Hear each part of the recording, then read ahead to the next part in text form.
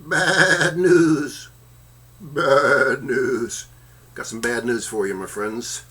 And again, sadly, I mostly bring you bad news as a watchman on my news channel. In Oregon right now, there are armed militia group took over a federal building, and it's a standoff between them and the authorities. And the militia called in more militia to pack the building out. This is why it's bad news. It's good that people stand up for what's right. I'm not against the militia being armed. The Constitution allows you to do that as long as you do things by the law. But here's the problem. The problem is this is all feeding right into Barack Hussein Obama's probable, likely, not definite, but probable or likely declaration of martial law, suspending the 2016 elections, and taking over the country basically as its king. And the Constitution gives him the power to do that. He's already set it up a couple years ago. He did an executive order, of course, bypassed everybody to give him control of all the water, all the food, all the transportation, all the farms, everything.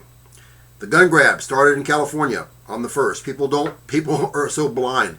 They say, well, you know, Paul Kid, they can only take guns away from people who they're worried about. Here's the thing. Anybody can say they're worried about anyone. A neighbor can call and say, hey, my neighbor sometimes sits outside in his backyard at night in his underwear and looks up at the sky.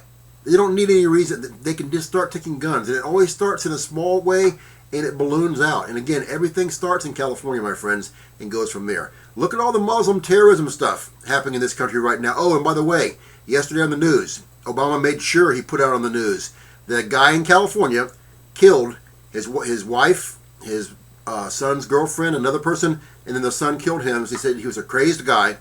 And I'm telling you, the gun grab is coming.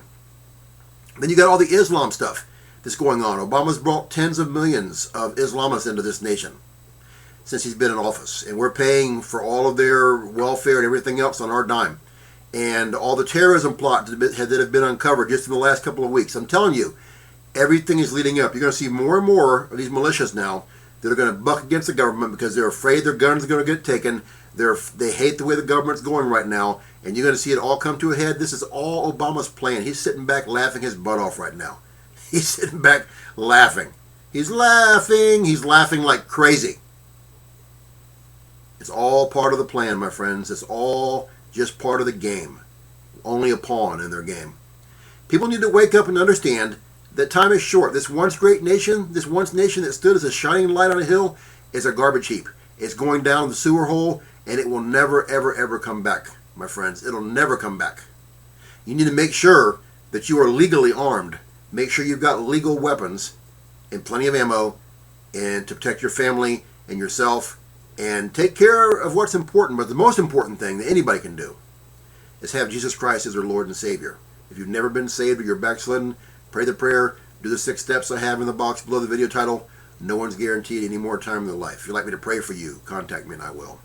Christians need to be out there witnessing and praying for the lost all the time. If you are, great. If you aren't, start doing it now. Because look up. Our redemption draweth nigh. We fly soon. You guys take care.